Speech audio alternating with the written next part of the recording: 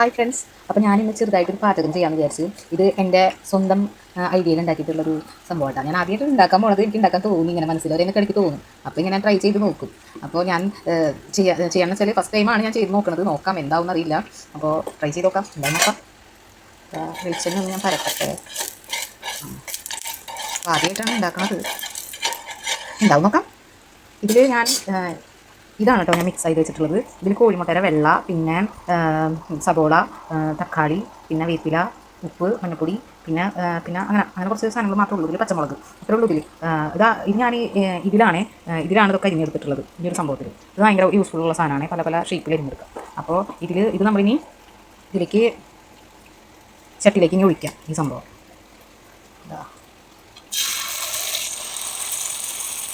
എന്താവും അറിയില്ല, ഞാൻ ആദ്യമായിട്ടാണ് ഉണ്ടാക്കുന്നത്. നോക്കാൻ മനസ്സിലായി എന്താവും എന്ന്.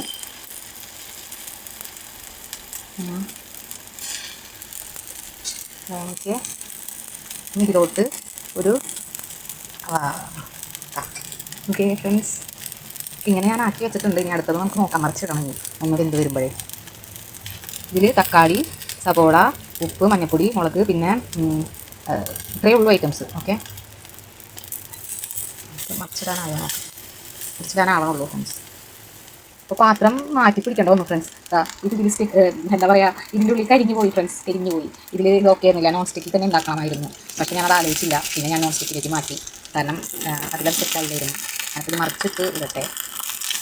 പിന്നെ കുളമായി കഴിച്ചാൽ കുഴപ്പമില്ല കഴിച്ച് നോക്കാം, എന്താവും നോക്കാം. ടേസ്റ്റും തോന്നിയില്ല നോക്കാം. എന്തായാലും എനിക്ക് എക്സ്പെക്ടേഷൻ അല്ലേ ഇങ്ങനെ ഉണ്ടാക്കി നോക്കണത്. അത് ശരിയാവായിരിക്കാം. ടേസ്റ്റിൽ ഷേപ്പിൽ എന്തായാലും പോയി മനസ്സിലായി. അതിന് തിന്ന് നോക്കിയിട്ട് പറയാം.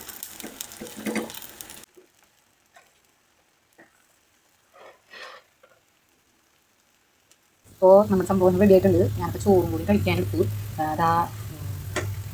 നമ്മുടെ മുട്ട പൊരിച്ചത്, സ്പെഷ്യൽ മുട്ട പൊരി, പിന്നെ നമ്മുടെ ക്യാരറ്റ് കറി ഉണ്ട്, പിന്നെ ചെമ്മീൻ അച്ചാർ.